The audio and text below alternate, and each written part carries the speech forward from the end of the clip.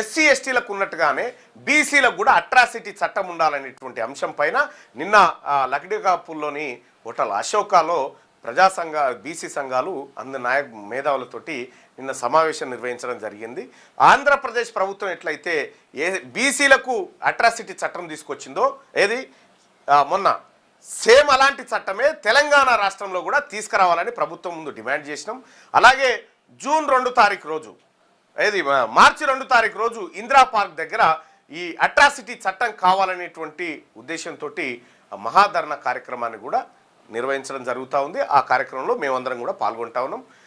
BC ఉద్యమ నాయకులు ఎర్ర సత్యనారాయణ గారు, గుజ్జ కృష్ణ గారు వీళ్ళందరూ కూడా ఆ కార్యక్రమానికి నాయకత్వం వహిస్తూ ఉన్నారు. వాళ్ళందరూ చేసేటువంటి కార్యక్రమంలో ఖచ్చితంగా బీసీ సంఘాలన్నీ కూడా ఈ కార్యక్రమానికి తరలి రావాలి.